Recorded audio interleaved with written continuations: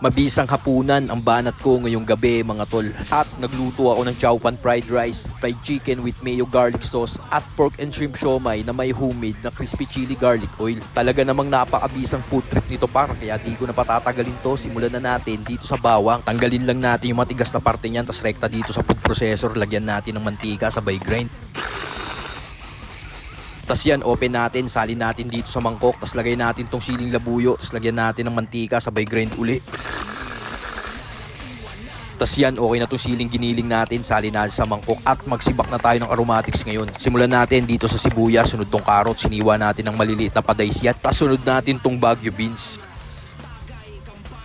At mga tol, meron nga pala akong mabisang Chinese sausage dito. Ito ang gagamitin kong panglahok sa ating mabisang chowpan fried rice. 5 piraso nga pala ang laman nito sa isang pack mga boss. Kaya kung matripan nyo tong produkto ko, check nyo, nasa yellow basket natin to. Tas yan, hiwain na natin. Tignan mo naman par, puro laman yan. Tas yan, hiwain lang natin ng maliliit na padays. Tas linis tayo ng sangkalan. At okay ng mise en place ng ating mga aromatics. Grind naman tayo ng baboy ngayon. Tas sunod natin tong carrot, sibuyas, bawang. Tas timplahan natin ng oyster, white pepper, betsin, asin, brown sugar at sesame oil, sabay grind uli at okay na tong mixture ng ating pork siomai.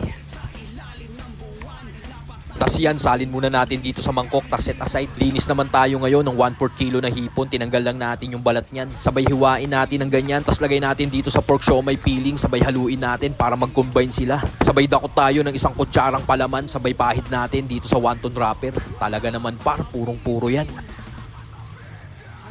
Tas yan, rekta na natin dito sa steaming basket. Nilagyan ko na ng mantika yan para di dumikit. Sabay lagay natin itong mabibisang pork and shrimp siomai natin. Nakagawa tayo ng 14 pieces niyan. Tas yan, rekta na natin to sa kumukulong tubig. Salang natin to ng 45 minutes. At mga tol, meron nga pala akong bagong produkto rito. Ito ang aking Japanese kitchen knife. Tignan mo naman par, napakasagad niyan. Napakabisa nito sa inyong mga camping trip dahil double blade na to mga par. Meron pang kasamang mabisang lagayan. Kaya kung matripan mo tong mabisa akong Japanese kitchen knife, check mo, nasa yellow basket natin yan. Tas to, meron tayong isang buong manok, hiwain natin dito sa bandang breast niya, sabay i-bend natin ng ganyan, tas hiwaan natin dito sa pagitan ng kilikili.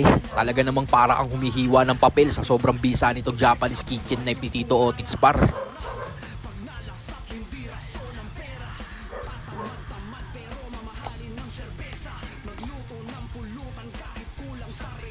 Tas yan, pigaan na natin ang kalamansi itong manok, tas timplahan natin ng garlic and onion powder, cayenne, paprika, chili and curry powder, tas lagyan natin ng fresh garlic, aroma at black pepper at isang itlog, sabay halo.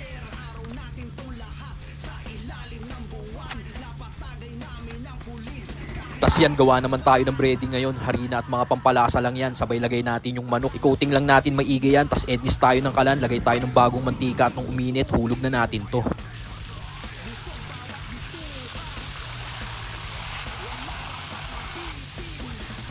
Gawa naman tayo ng mayo garlic sauce, bigaan lang natin ang kalamansi, tas lagyan natin ng black pepper at fresh garlic. Sabay halo, tas saka natin lagyan ng brown sugar at asin, tas halo uli at okay na tong dipping sauce ng ating fried chicken.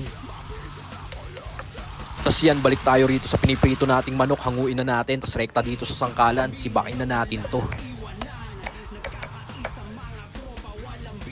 Ednis ulit tayo ng kalan at gagawa na tayo ng crispy chili garlic oil. Lagay lang natin yung bawang, tas haluin natin bago mag-brown yung bawang, hulog na natin tong siling giniling. Tas halo lang, saka ko linagyan ng salt and pepper at konting thyme leaves para mabango. Tas yan, pag ganyan na yung itsura niya, safe na yan mga tol. At tignan mo naman, sabay na silang nag-crispy. Tas yan, salin na natin dito sa mangkok. Balik tayo dito after 45 minutes, okay na to. Kunin na natin itong mabibisa nating pork and shrimp siomai.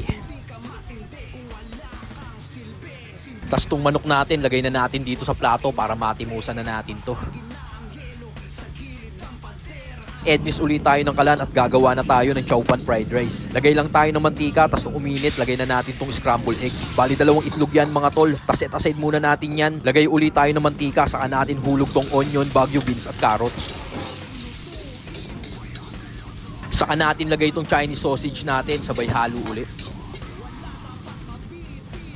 Saka ko linagay itong bagong saing na kanin mga tol. Wala kasi akong leftover rice dito, kaya nagsaing tayo ng bago. Tas yan, tostos lang natin ng ganyan mga tol. Tas durug-durugin natin yung kanin gamit itong likod ng sandok. Saka ko tinimplahan ng salt and pepper, saka natin lagay itong itlog. At konting toss na lang yan at okay na itong chowpan fried rice natin. Rekta na dito yan sa mangkok.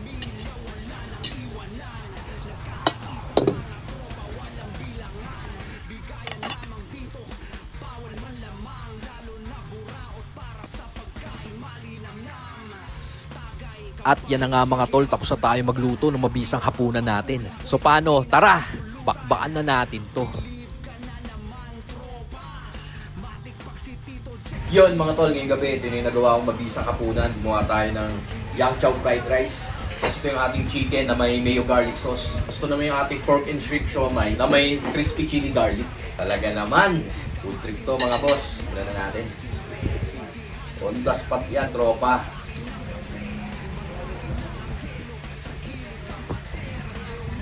Crispy chili garlic, oh.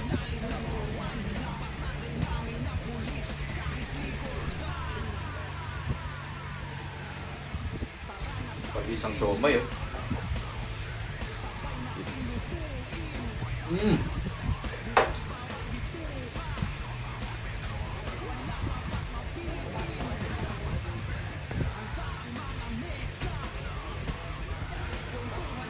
Yan, oh.